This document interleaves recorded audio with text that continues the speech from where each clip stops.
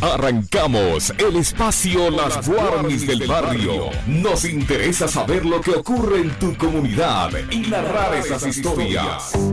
Las Guarmis del Barrio, donde todos nos juntamos, hablamos, te contamos las necesidades y las iniciativas que ocurren en tu sector.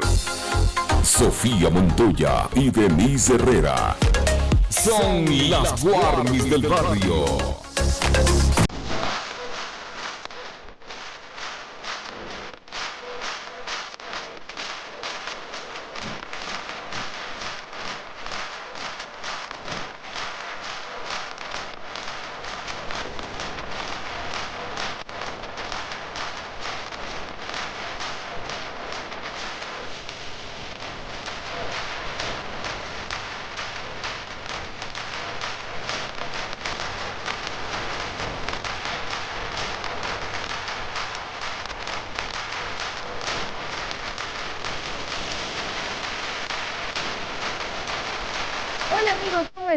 ¿Cómo están? Qué gusto acompañarles esta mañana. Estamos ya en las Guarmis en Radio Pichincha. Son las 9:06 y ustedes pueden seguir nuestra señal en 95.3 FM, 94.5 en el noroccidente de la provincia y, cómo no, también en nuestras redes sociales Radio Pichincha Multimedia y Radio Pichincha en Facebook o en Twitter. Conectadísimos, el 098-063-7663 es nuestro número celular para estar en contacto y nos puedan contar qué pasa en su barrio, en su comunidad. Son las 9:07, vamos a empezar hablando de un tema. Nuestra invitada debe estar ya conectada precisamente para conversar acerca de lo que ha sido el día de la lucha contra la depresión, un problema que afecta muchísimo a nuestra provincia, a nuestro país, y por eso es importante no dejarlo de lado y siempre abordarlo, saber qué es lo que está pasando, quiénes son las personas más proclives a sufrir este tipo de problemas. Carlitos, por favor, me confirman si la invitada está lista. Sí, vamos a darle paso a la doctora Vanessa Gorozábal, ella es psiquiatra, y queremos que nos cuente cómo detectar la depresión desde las primeras señales y qué podemos hacer. Buenos días. ¿Cómo estás, Sofía? Buenos días a todos también los que están con nosotros conectados en este momento. Muchas gracias por esta oportunidad de poder mencionar justamente este día que conmemora el día de la lucha contra la depresión, que ha sido el 13 de enero, y que bueno, es muy importante mencionar esto, ya que las estadísticas de la depresión van en aumento, sobre todo después de la pandemia del 2020, aumentó la prevalencia y esta prevalencia está sostenida en el tiempo. ¿Y qué podemos decir sobre la depresión? La depresión es una enfermedad que afecta a poblaciones vulnerables como son principalmente los adolescentes y los adultos mayores. Esta enfermedad tiene múltiples factores sociales, biológicos, factores también de carencias emocionales, económicas, laborales, de dificultades con la familia, y que también van a desencadenar una afectación en la No le escucho, se nos fue el audio, doctora, se nos fue el audio. A ver si podemos probar. Nuevamente aquí saludándoles, no sé si estamos ahí bien. Sí, le escucho precisamente, sí. Yo entiendo la problemática y sé que se sufre muchísimo en esta ciudad. El día de ayer, mientras hablábamos también con candidatos, y es un tema que se ha abordado, pensábamos en que no hay políticas integrales más allá de poner lo que son estas vallas en los puentes acá en la capital para prevenir el suicidio, por ejemplo, pero de la depresión muy poco se habla de cuáles pueden ser las formas en las que se presente la depresión. El enojo, la agresión también son síntomas de depresión, y la violencia exacerbada está también presente en nuestra sociedad, en la capital.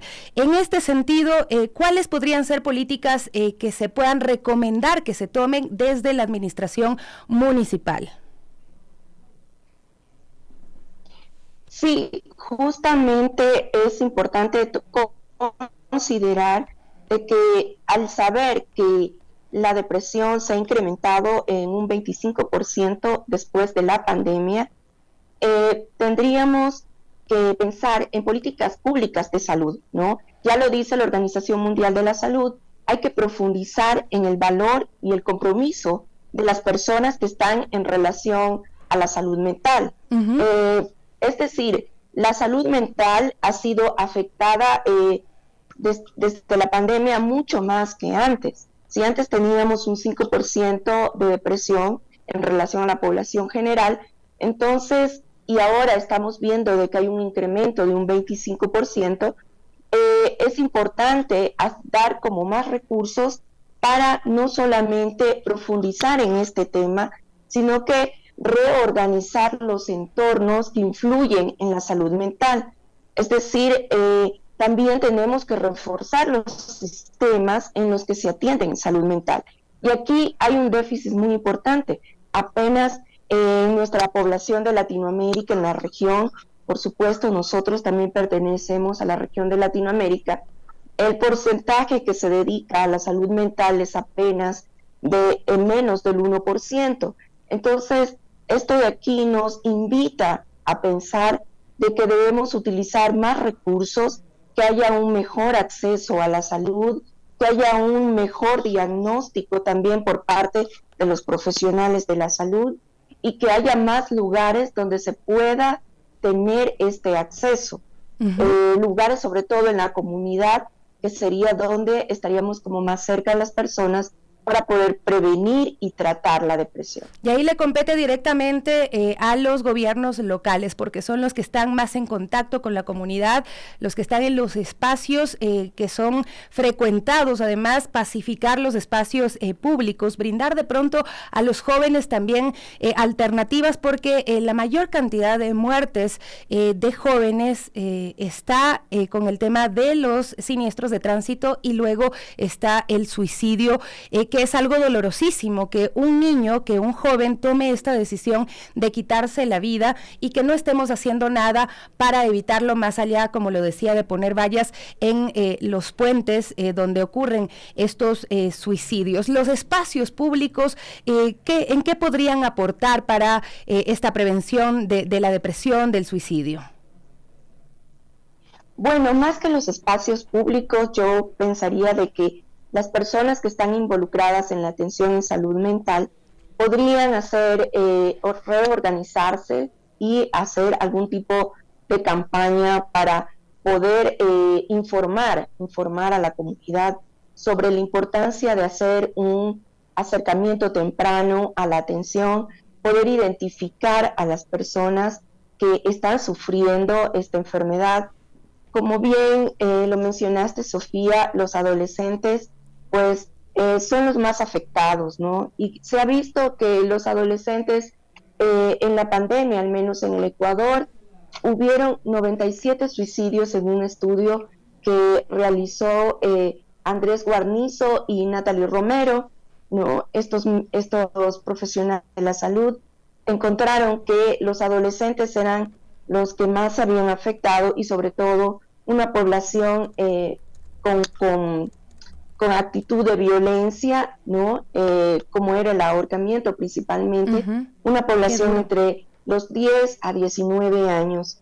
Entonces, esto fue un estudio que se realizó en septiembre del 2020 y más que arreglar los espacios públicos, yo pensaría que esta enfermedad tiene que ver con factores psicosociales, por ejemplo, la pobreza, la dificultad del acceso a la salud, sí, y las carencias que puedan haber en cada una de las comunidades y en la población. Yo más que los espacios como la parte física me refería a permitir que sean usados por los jóvenes, porque siento que también hay mucha soledad en los jóvenes, que no logran identificarse, que no logran encontrarse. Hoy en día es tan complejo el tema de la seguridad incluso, que uno parece que los tiene guardados y en burbujas a los chicos también en casa, y esto hay que considerarlo.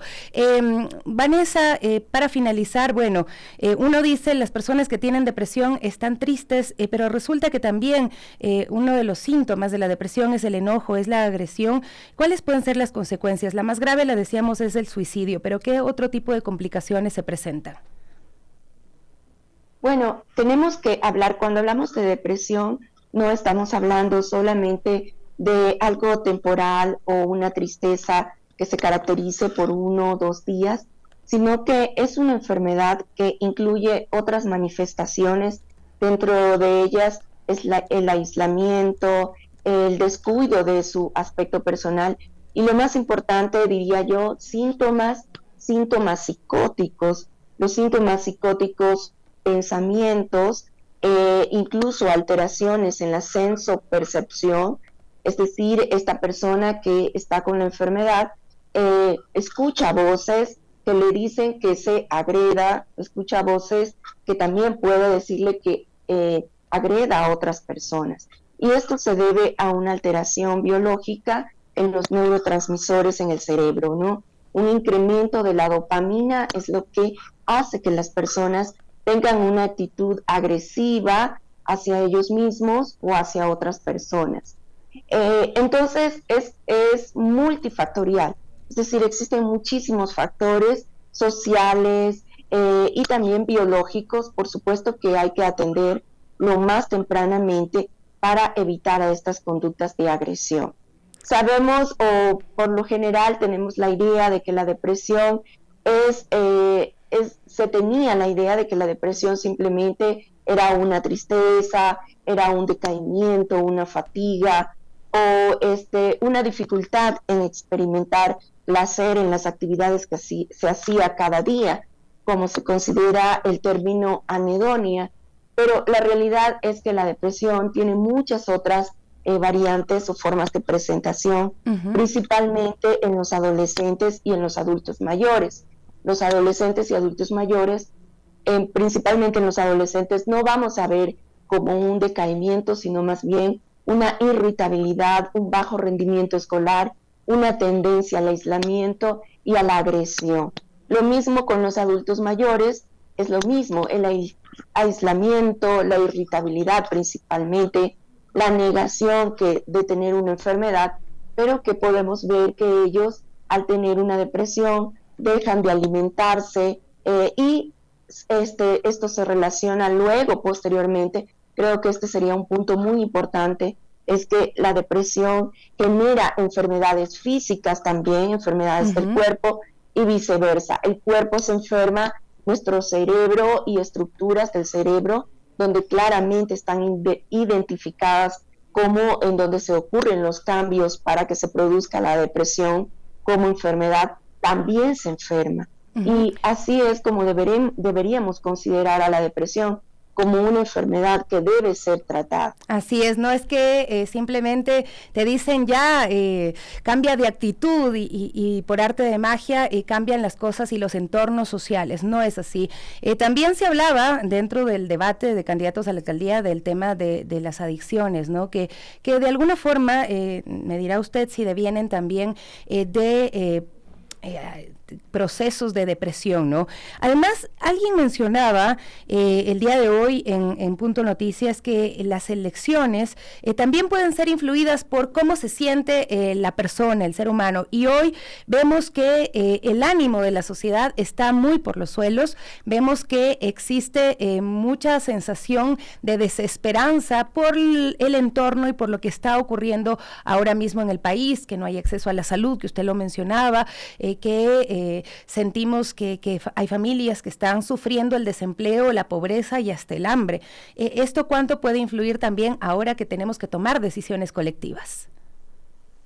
Claro, cuando hablamos de consumo de sustancias, Sofía, también hablamos de que esta puede ser una enfermedad. El consumo de sustancias es una enfermedad también y puede estar asociada también a la depresión. Muchos de los adolescentes que son la población vulnerable, que están más cerca de consumir sustancias por su edad etaria, ¿no? Que son más vulnerables de poder ser convencidos de utilizar este tipo de sustancias. Y si ellos están en un estado depresivo, con mayor razón, se acercan a las sustancias, principalmente el alcohol, ¿no? El tabaco y otras drogas. Entonces, importante considerar esto del consumo de sustancias y la depresión, porque el consumo de sustancias puede originar o puede desencadenar mayores intentos de suicidio, puede aumentar la impulsividad en los adolescentes que tienen pues todavía inmaduro su desarrollo neurológico, su desarrollo del cerebro. Eso es importante. Y otra cosa, claramente, se produce porque en los últimos años hemos tenido, diría yo, una mala administración en cuanto de manera gubernamental, ¿no? Y se ha descuidado el aspecto, mucho más, el aspecto de atención a las personas. Y esto se refleja, obviamente, en la falta de empleo, ¿no? Y es la desestructuración familiar.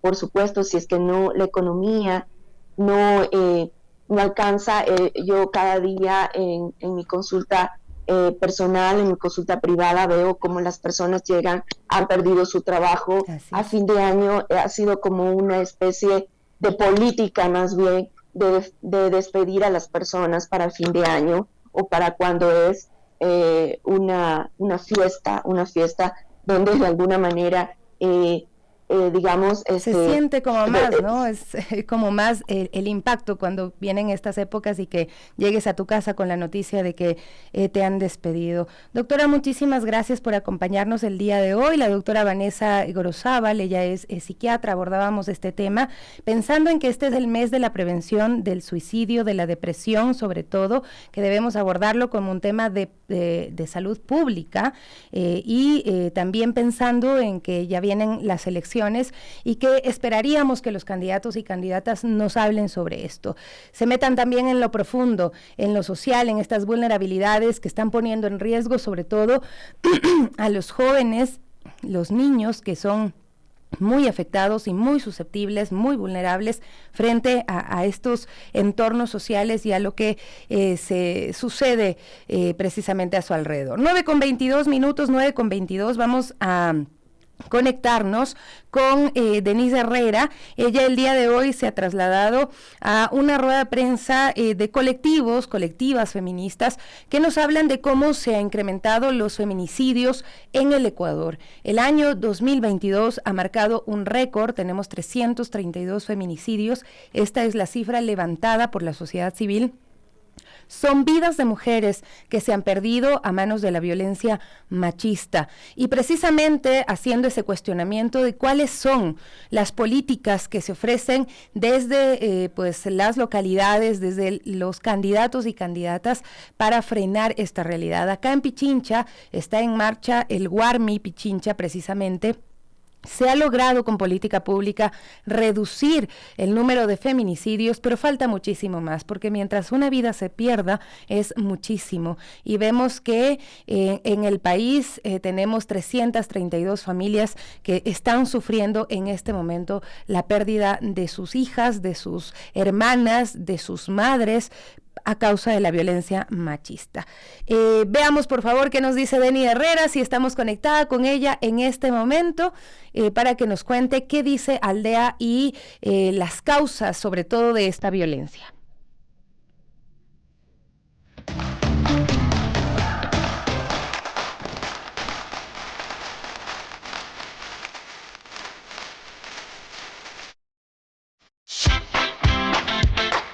Las Guarmis del barrio te escuchan.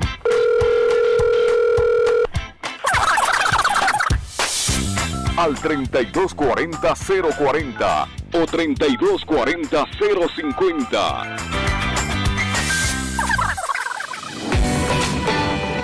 Tu voz cuenta.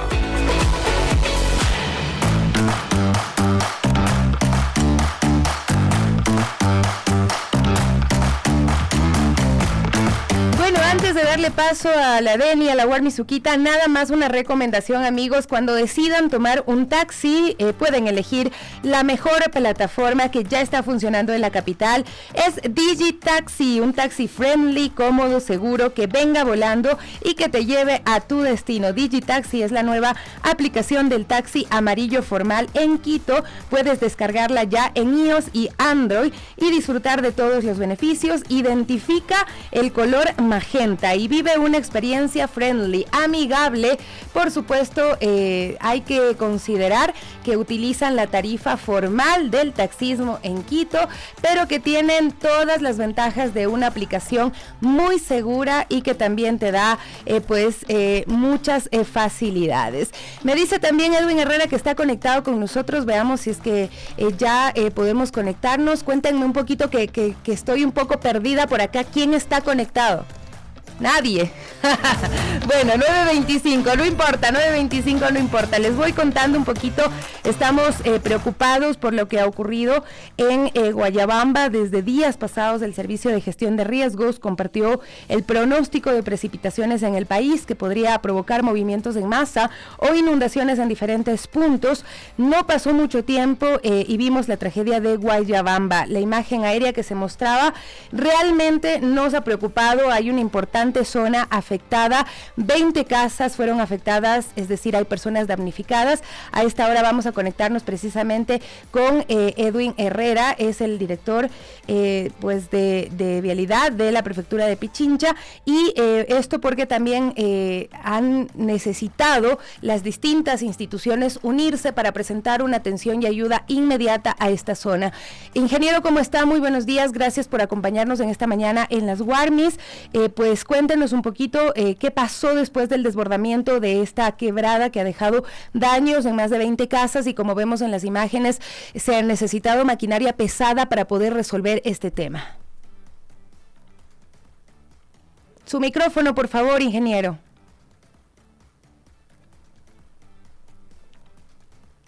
El micrófono no lo tenemos encendido, ingeniero.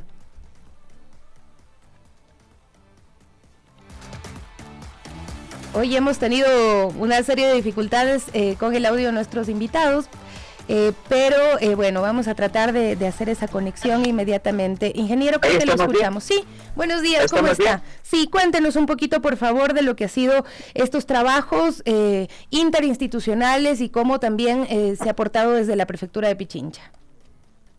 Buenos días con todos y todas, un afectuoso saludo desde la Prefectura. Sí, nosotros a partir del día sábado en la tarde, cuando sucedió ya el deslave que ocurrió en esta quebrada en el sector de Guayabamba, iniciando en la vía Guayabamba-El Quinche, que es la que fue afectada en un tramo aproximadamente de 2 kilómetros, la vía fue afectada y también obviamente el centro poblado de Guayabamba fue muy afectado por este deslizamiento. Entonces la Prefectura de Pichincha de forma inmediata actuó ya con su equipo caminero, con el personal, para ingresar a colaborar obviamente en estas labores de limpieza de las vías y obviamente también de la escuela, la unidad educativa que fue muy afectada. Hemos estado trabajando desde el día viernes, sábado en la tarde, noche, el domingo todo el día, el lunes hemos estado ahí también limpiando y obviamente continúa un equipo caminero atendiendo varias vías rurales que han sido afectadas por esta lluvia muy fuerte que cayó el día sábado en el sector de Guayabamba. Bueno, han pasado varios días, ya la situación está más calmada, ¿la maquinaria continúa en el lugar? Sí, hasta el día de ayer estuvimos en la escuela, en las vías principales, en lo que es la zona poblada. Este momento ya la maquinaria sigue haciendo mantenimiento vial en las vías rurales, porque no solamente fue afectado el centro de Guayabamba. Así es. Hay que recordar que el barrio Los Duques, la vía que accede al barrio Los Duques, obviamente sufrió un daño y ahí no existía paso. También el día domingo atendimos esa vía también para habilitar el paso a todos los moradores de barrio Los Duques, y también fueron afectadas otras vías de la parroquia. Entonces, también debemos dar mantenimiento a esas vías que no están visibles en el centro de la ciudad. pero sí requiere la gente que demos mantenimiento porque por esas vías transitan y transitan diariamente y sacan los productos y obviamente se movilizan a todas las actividades diarias que realizan los habitantes de la parroquia. Son impresionantes. ¿Cuánta cantidad de escombros, de lodo se sacó? ¿Se tiene algún balance? Bueno, nosotros en lo que es la prefectura de Pichincha nomás hemos sacado alrededor de 70 viajes de volquetas, wow. Aproximadamente unos 700 metros cúbicos nosotros nomás como prefectura de Pichincha. Estuvo la maquinaria del municipio, no tenemos cuantificado cuánto desalojaron ellos, pero lo que es la prefectura de Pichincha realmente lo hicimos cerca de 1000 metros cúbicos que desalojamos. Obviamente el centro era el más afectado y en una parroquia que se desarrolla por todo el tema gastronómico, el turismo va el domingo, el sábado y el domingo al sitio, por eso la desesperación de la gente a que habilitemos la vía principal. La prefectura de Pichincha se dedicó a habilitar la vía principal y hasta la 1 de la tarde estaba completamente habilitada, limpia. Movimos 12 máquinas, 25 operadores estuvieron trabajando, entre operadores, ayudantes y 5 el equipo técnico. Nuestro prefecto subrogante también estuvo en el sitio atendiendo también las inquietudes de todos los habitantes que fueron afectados por este deslave que tuvimos el día sábado en Guayabamba. Había visto precisamente un video de Santiago Zurita, prefecto subrogante, como usted lo menciona. Esa parte humana, cuénteme por favor, ingeniero, para finalizar, ¿qué fue lo que vieron? ¿Cuál era la situación de las personas a las que les entró el lodo en las casas y fueron afectados? Sí, era una situación obviamente de mucha preocupación, se dañaron, obviamente seres humanos no fueron afectados por suerte, no hubo pérdidas humanas, pérdidas materiales, sí existieron pérdidas materiales, pero lamentablemente este deslave afectó el centro de la ciudad. Pero es importante mencionar que esta parte del centro de la ciudad y toda la vía que fue afectada antes fue una quebrada. Entonces es una quebrada que fue rellenada, ahí sobre esa quebrada se construyeron la vía y está construida algunas viviendas. Entonces la quebrada que nace desde la parte más alta de Guayabamba hacia el Quinche, esa quebrada es una quebrada natural que fue rellenada. Entonces, y son personas las que viven, no son chivos, como por ahí se le ocurrió decir a un candidato durante el debate también, ¿no? Pero hay que decirlo que hay una vulnerabilidad en esta zona y la naturaleza siempre toma su cauce. Así es, verán, nosotros estábamos ahí y la gente nos comentaba que esto ocurre a los 24 años. Y antes ocurrió hace 20 años, o sea, es la la tercera vez casi que ocurre, entonces que ocurre este deslizamiento por la misma quebrada. Entonces hay que tener mucho cuidado, hay que hacer mantenimiento de las quebradas para evitar que ocurran estos eventos que causan mucho daño a la gente y también a la infraestructura de las vías que ha causado. Nosotros nos dedicamos a ayudar a limpiar a la unidad educativa. El día de ayer y con el prefecto subrogante el día domingo nos preocupó mucho porque la unidad educativa estaba llena de tierra, llena de arena. Entonces el día de ayer nos dedicamos también a ayudar a limpiar todo el área de la unidad educativa, que era lo más importante para que los niños y los jóvenes vuelvan a educarse, ¿no es cierto? Entonces eso terminamos ayer, seguramente hoy ya volvieron presencialmente a las clases. Entonces eso fue muy importante, poder ayudar a la gente. Y siempre la prefectura Pichincha en estos eventos de emergencia estamos ahí. Estuvimos en La Gasca, hoy estuvimos en Guayabamba, estuvimos en Cayambe. Nadie habla de Cayambe. Cayambe también tuvo problemas en la lluvia del día sábado. En la parroquia de Ayora, en la parroquia de Olmedo, también hubo problemas el día sábado. También estuvo la prefectura de Pichincha ayudando a la gente para dar paso en las vías y habilitar la movilidad para que se pueda transitar la gente de forma normal. Ingeniero, muchísimas gracias por actualizarnos cómo está la situación en Guayabamba, y bien que usted lo menciona también Cayambe y otras zonas que han sido afectadas, y yo precisamente arrancaba diciendo que la semana pasada Gestión de Riesgos compartió este pronóstico de precipitaciones y dijo que se podrían provocar movimientos en masa e inundaciones en diferentes puntos del país. Lastimosamente acá en la provincia hemos visto que también hemos sido afectados y las lluvias posiblemente continúen. Así es que a estar alertas, ¿no? Esa sería la recomendación, ingeniero. Así es, hay que estar alertas, hay que tomar todas las precauciones, hay que dar mantenimiento a las quebradas. Esta es una competencia municipal que debe dar mantenimiento a las quebradas. Nosotros también estuvimos para conocimiento el día viernes en el Común. Recordarán que hace varios meses el Común claro. también se inundó. Entonces estuvimos el día viernes, estuvimos haciendo limpieza de la quebrada y de la alcantarilla, porque también ya estaba a punto de colapsar. Entonces también el viernes estuvimos dando mantenimiento, previniendo de que no exista otra vez un evento como hace meses ocurrió en el Común. Entonces también estuvimos ahí atendiendo estas emergencias que se podrían presentar. Entonces estamos trabajando. Nuestro objetivo es siempre trabajar y servir a la gente. Muchísimas gracias, ingeniero. Y bueno, sobre todo eso, hay que empezar por la prevención, ¿no? Así es que si usted tiene alguna alerta, comuníquese con las instancias municipales o con la prefectura para que puedan tomar cartas en el asunto y prevenir cualquier desgracia. Nos acompañaba, el ingeniero Edwin Herrera, director de vialidad de la prefectura de Pichincha. Hacemos una brevísima pausa para regresar con Denise Herrera, que ya nos va a acompañar desde esta rueda de prensa que alerta a toda la comunidad sobre lo que ocurre en materia de violencia de género en nuestra ciudad, en nuestro país.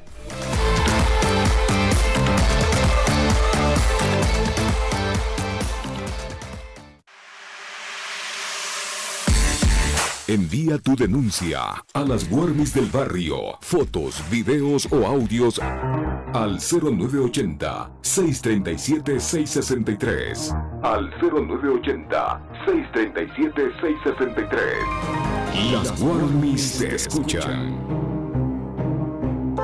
Inicio del espacio publicitario. Digitaxi, la app friendly con toda la ciudad. Sé friendly. Estamos siempre listos, en la calle o en la puerta de tu casa. Tú eliges cómo pagar. Tarjeta de crédito, tarjeta de débito o efectivo. Somos la única app integrada al 911 y con seguro de protección para nuestros clientes. Estamos más cerca y en todas partes. Busca tu color friendly. Descarga la app. Descúbrelo friendly. Digitaxi, mi taxi seguro. Digitaxi. Fin del espacio publicitario. Los sabores del mundo y lo mejor de la gastronomía son presentados por Diego Albán de lunes a viernes a las 11 horas en Buscando Guayaba.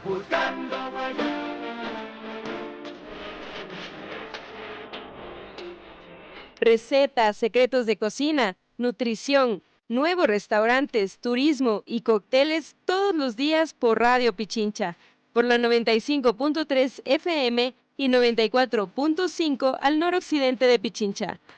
Buscando Guayaba.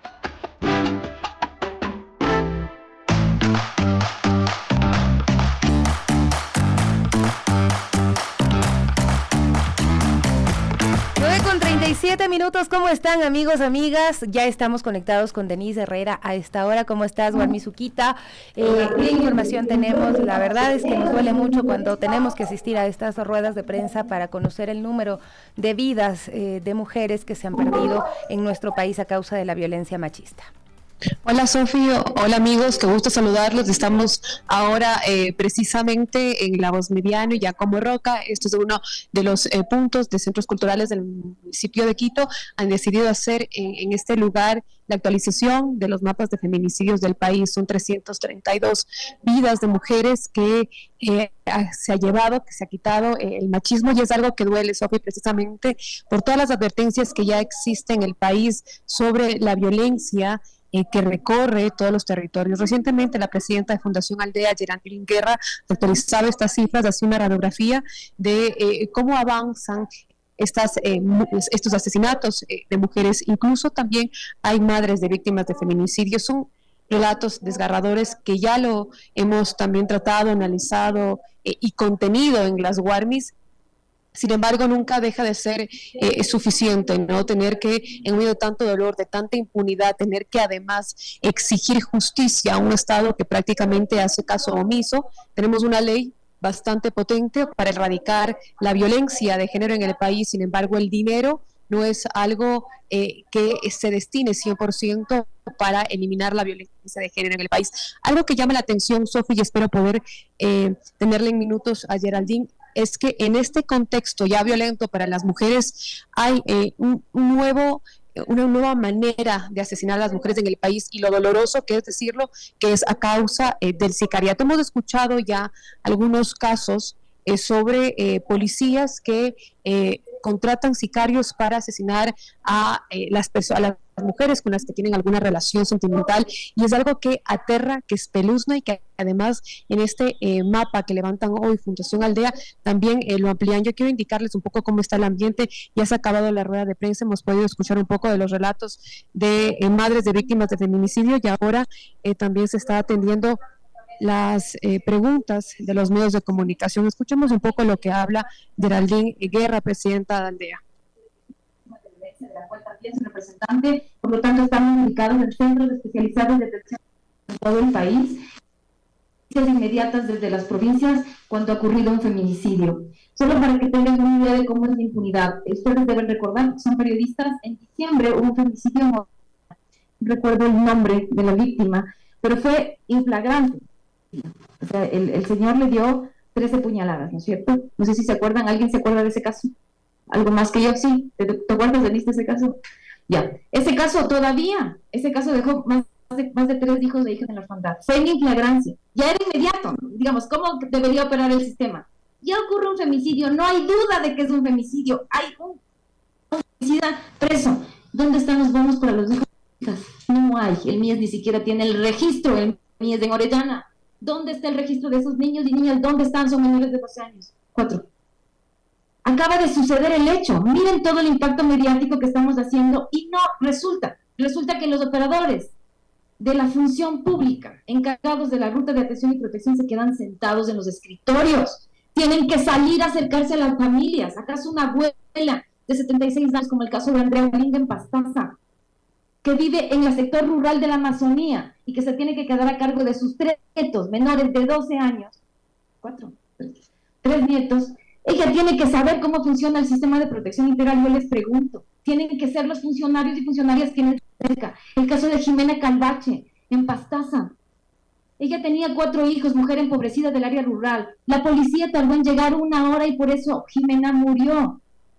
Porque él le seguía apuñalándome enfrente de toda la comunidad y la policía no llegaba. ¿Saben por qué? Porque estaban lavando el carro. Estaban lavando. Y ella muere. Entonces su hermana estaba a cargo de 7 menores. ¿Dónde están los bonos de femicidio? ¿Saben lo que dicen? Que no, porque ha tenido el bono de la pobreza, le dicen los funcionarios de MIS. No será al revés. Si tiene el bono de la pobreza, más rápido le entrego el bono de femicidios, ¿no les parece? ¿Qué les parece a ustedes? Resulta que si tiene más de 2 hijos, le van haciendo una escala. Señor Bernal, ministro Bernal, no queremos escalas de valores para entregar un bono que es una cifra irrisoria porque son $90. Y resulta que si son 3 guaguas les van quitando. O sea, mientras más hijos tenía la víctima, los hijos les van quitando el derecho, ese derecho que es único. Señor Bernal, cada hijo, cada hija de una víctima de femicidio tiene el derecho a tener la totalidad del bono. No tiene que haber discusión. ¿O qué creen ustedes? Yo les repregunto. ¿No les parece una infamia? ¿Dónde están los bonos para el caso de Jimena Calvache? ¿Dónde están los bonos entregados? Y no solo son los bonos, ojo. ¿Dónde está el seguimiento de salud social, de salud mental? ¿Dónde está el seguimiento desde trabajo social? ¿Dónde están las becas para los hermanos, las abuelas de las víctimas, como la abuela de Brenda García? Sus abuelos, ¿cuándo fue un equipo psicosocial? ¿Para qué estamos pagando impuestos? Todas las instituciones competentes tienen equipos psicosociales. ¿Dónde están en el territorio? ¿Dónde están acercándose a las víctimas? ¿Dónde están generando la política, concretando? No existe y eso es lo que estamos demandando. ¿Qué pasa con las desapariciones? El caso del seguimiento a sentencias, como le dijo Sonia. ¿Quién está haciendo seguimiento? ¿Qué pasa con el femicida de Angie Carrillo? ¿Será que también está con habeas corpus, como el femicida de Karina del Pozo, que resulta que ahora tienen prioridad, privilegios en las cárceles?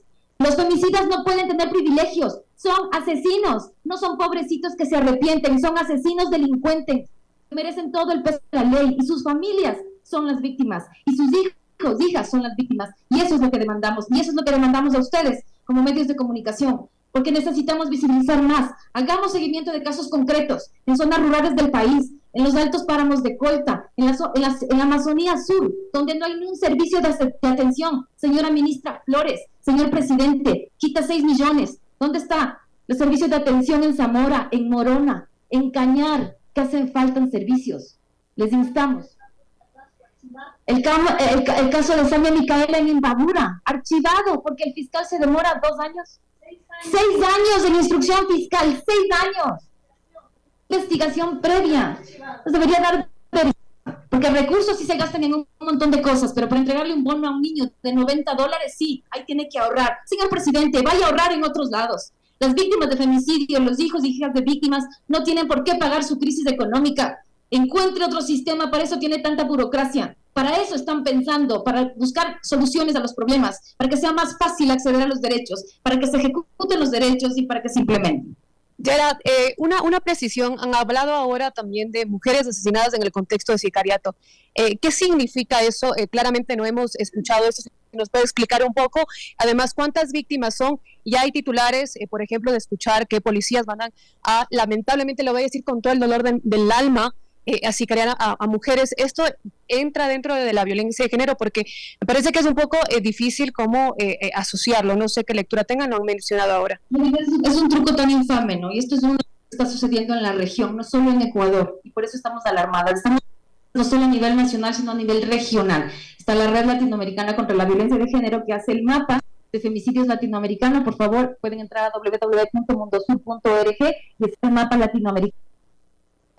Desde la red y desde las organizaciones nos hemos dado cuenta que después de la pandemia, es decir, este contexto post-pandemia, hubo un recrudecimiento de la violencia y hubo una polarización de la violencia contra mujeres y el uso del cuerpo de las mujeres como botines de guerra para mandar mensajes de territorios, de marcar territorios entre bandas delictivas en economías criminales. Y resulta que esas víctimas, según los operadores de justicia, lo que dicen, y también ahí les pedimos como medios de comunicación cuidar el lenguaje, no son víctimas colaterales, no son víctimas de sicariato. Está demostrado, y el mismo Consejo de la Judicatura en su página Femicidios DC, muchos de los sicariatos son mandados o sea, el que manda a matar es el marido desde la cárcel, no es el marido porque era de la otra banda. ¿Qué significa eso? Que el cuerpo de una mujer, que es pareja de un líder de una banda, es usado como botín de guerra.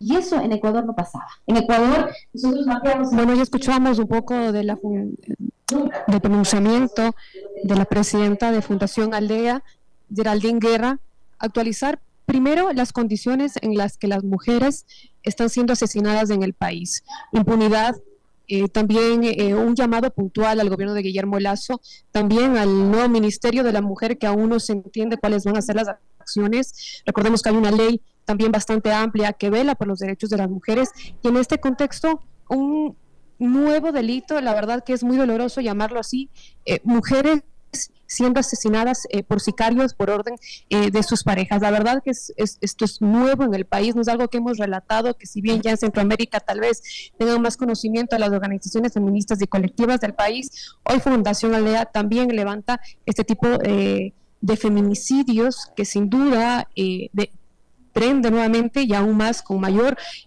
dolor y preocupación sobre la violencia en el país. Sofía, amigos. De verdad que escucharle a Yera nos deja mucha tristeza, ¿no?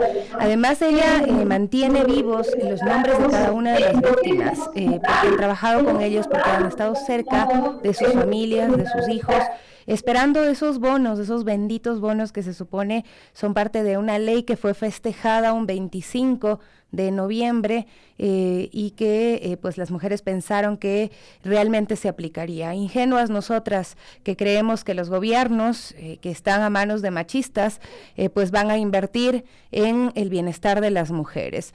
Recuerden, amigos y amigas, en época electoral, cuando usted vea actos machistas, póngale bandera roja y déjelos de lado, descártelos totalmente, porque son quienes luego defenderán a los agresores, a los violentos. Lo que decía Yera, además, en el contexto de la violencia que está viviendo nuestro país, impresiona muchísimo cómo los cuerpos de las mujeres son usados también en este contexto de la violencia para mandar señales, ¿no? Tampoco valen los cuerpos de las mujeres en nuestro país, 332 vidas que nos ha robado la violencia machista. Escucharle a Yera Realmente es un llamado urgente a toda la sociedad para que nos ocupemos, para que veamos que este es un tema central, estructural, que tenemos que abordar, que tenemos que tomarlo en cuenta. Gracias, Denny, de verdad, ha sido valiosísimo poder conectar contigo esta mañana y conectar con las mujeres que están acompañando a las familias de las víctimas de femicidio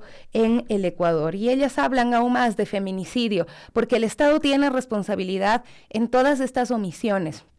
Las omisiones que se dieron en el caso de María Belén Bernal, por ejemplo, las omisiones que se dan cuando una mujer llama a la policía y ésta no llega o minimiza el hecho de violencia, o las omisiones que se dan ya en los procesos judiciales cuando demoran años las investigaciones previas para que se archiven estas causas. 9:49, gracias a quienes se comunican hoy con nosotros también a través de nuestras redes sociales. Quiero saludar el día de hoy a quienes están conectados. Judith Villamil dice: los bonos están en los bolsillos de otras personas, y habla del caso de corrupción que hoy está sonando en nuestro país, esto del Gran Padrino. El día de ayer el gobierno dio una respuesta, y lo más curioso es que una de las personas que estuvo sentado sin sonrojarse lo más mínimo, está mencionado también en estos audios, en esta investigación. ¿Quién más? Luis Guerra nos saluda, dice: buenos días, en sintonía total del programa Las Warmis,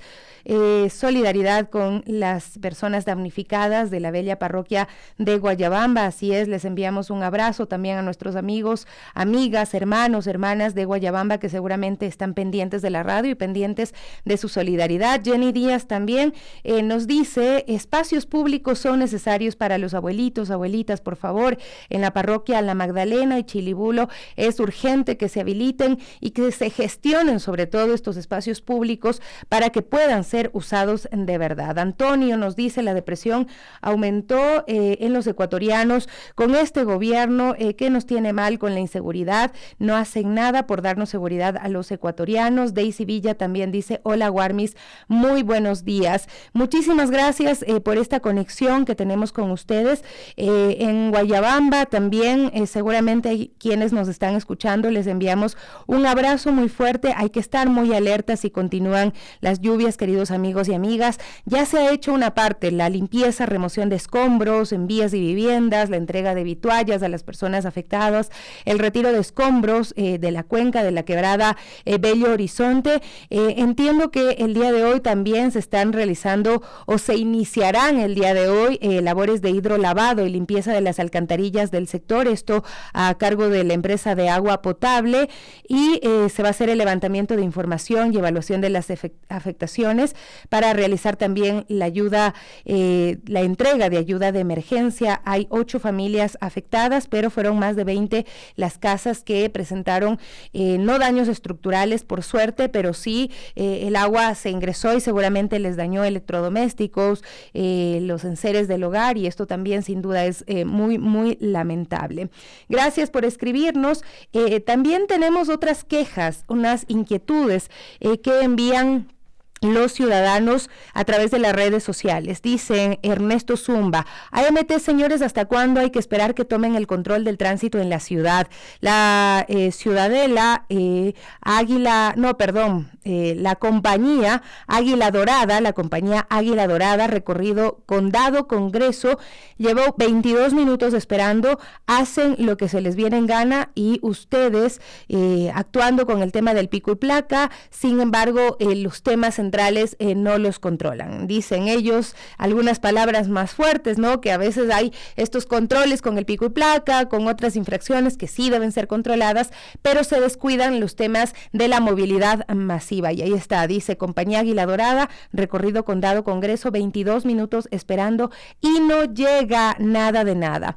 Juan Larrea también dice: es un caos el túnel Guayasamín en sentido Valles Quito en las mañanas, un desorden absoluto invadiendo vías, con construcciones en marcha en hora pico. Al otro lado del túnel, su personal en el celular, 10 conos, 5 oficiales y algo de sentido común sería suficiente, señores de la Agencia Metropolitana de Tránsito. ¿Qué les parece? Las cosas están así y no hay quien tome cartas en el asunto. Por otro lado, también envían una imagen de cómo han grafiteado ya la parada del metro de la Alameda. Ya está grafiteada rapidísimo.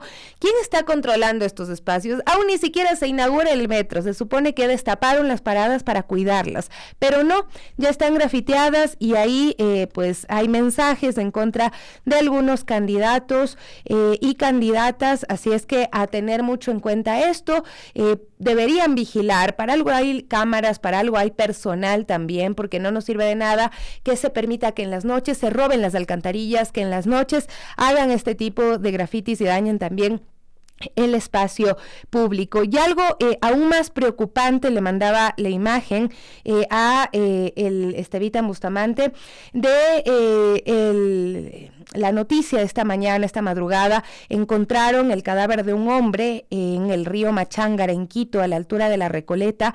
Elementos del cuerpo de bomberos del GOE retiraron el cuerpo. Ahí está este video, es de TVC, que también pues vemos las imágenes. Ha sido compartido por nuestro compañero Brian Paul Espinosa, que nos muestra la violencia como está exacerbada en nuestro país. Y esto que leía son quejas recientes que los ciudadanos y ciudadanas empiezan a poner en las redes sociales, evidenciando todo lo que está mal en la capital y estos problemas que van a tener que ser afrontados por quien asuma la alcaldía en el próximo mes de mayo, después de las elecciones del 5 de febrero. El tema de gestión de riesgos, importantísimo que se tome en cuenta. Además, tomar en cuenta que en Quito pues se siguen desarticulando bandas dedicadas al robo de pasajeros del transporte municipal. Pero es que hay delitos en distintas zonas, en distintas áreas. Ayer nos enviaban también de acá del sector de la Floresta una imagen, hasta en las construcciones, se robaron los materiales de trabajo de los obreros. Una construcción, rompieron una pared y se llevaron todas estas herramientas y se van campantes, esto tempranito, 10 de la mañana, no pasa nada, entramos, salimos con las herramientas y nadie dice absolutamente nada. Pero en los buses les estaba contando que se había hecho algunos controles, ¿no? Se han hecho 89 operativos, se han detenido 560 personas y se sancionaron 80 ciudadanos por el porte de armas blancas. Pero, ¿qué es lo que pasa?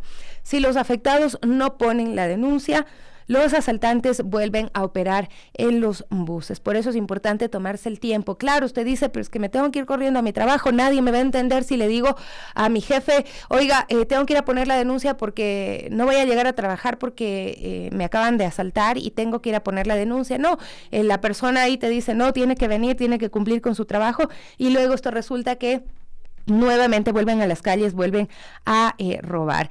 Otro tema que me pedían que mencione, bueno, sobre la entrega de planillas físicas del servicio de luz eléctrica en los domicilios, locales comerciales y otros inmuebles, suspendido. La empresa eléctrica informó que a partir de mediados de enero los usuarios ya no recibirán estos documentos, será todo a través de la vía digital, pero ahí nos cabe la pregunta, ¿toda la gente tiene acceso a estos medios? ¿Hay cobertura? ¿Hay servicio de internet en cada uno de los hogares de la ciudad de Quito? Bueno, ustedes me dirán. Una cifra que quiero comentarla antes de finalizar también nuestro programa del día de hoy. Se habla de que el crédito creció en la ciudad de Quito y en el país. La cartera de crédito alcanzó una cifra récord hasta diciembre de 2022. Y es que ustedes se han dado cuenta de que los bancos son los que más ganaron el año pasado en nuestro país. Ganancias extraordinarias, duplicaron, triplicaron sus ganancias.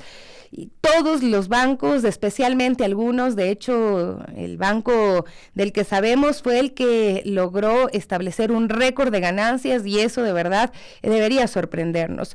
Pero resulta que la cartera de crédito en nuestro país se ha incrementado hasta llegar a los $38,598. Somos una sociedad endeudada. Esa cantidad representa un incremento anual del 14.6%. Es decir, se prestaron $4,929 millones dólares más frente a el periodo del 2021. En 2022 hubo un incremento de los préstamos en todos los segmentos, pero esto llama la atención. El microcrédito fue el que más creció con un aumento anual del 18.9% al llegar a los 3.117 millones de dólares. Esa información forma parte de un informe de la Asociación de Bancos Privados del Ecuador. También hubo un importante crecimiento de la cartera de crédito comercial, pyme, empresarial y corporativo al llegar a 17.652 millones. Ese monto representó 12.7% más que en diciembre de 2021. Uno dirá, se está reactivando la economía, microcrédito empresarial, corporativo, esto será para iniciar nuevos emprendimientos, fondear los negocios que están en marcha, pero el endeudamiento es complejo en nuestro país. La cartera de crédito de consumo, también peligroso, registró un alza anual del 18.8% al llegar a los 15.095 millones de dólares. Es ese crédito que se usa para comprar de pronto, no sé, cosas que no van a ser duraderas, ¿no? Ese es el crédito de consumo. Y este segmento está destinado a la compra de bienes, servicios y gastos no relacionados con la actividad productiva. Por tanto, es el crédito más peligroso, es un crédito con una tasa alta, pero que representa el endeudamiento de las personas, de las familias. Cuando usted ve ahí que le están tentando desde los bancos, le llaman y dice, vea, tiene un crédito preaprobado, tiene $10,000 de usted, ¿y cómo así? ¿Y cómo pagaría yo? Pregúntese eso, ¿cómo pagaría usted y para qué utilizaría eso? Y realmente los bancos están en este empeño de endeudarle a la gente porque esto a la larga obviamente les representa a ellos muchísimas ganancias, ¿no? Y con esto nos estamos despidiendo, amigos y amigas, con un abrazo para ustedes, para nuestros compañeros Carlitos Minango, Estevita Bustamante, que están aquí frente a mí acompañándonos en la transmisión de las Guarmis. Mañana nos vemos nuevamente desde las 9 en punto. Un abrazo.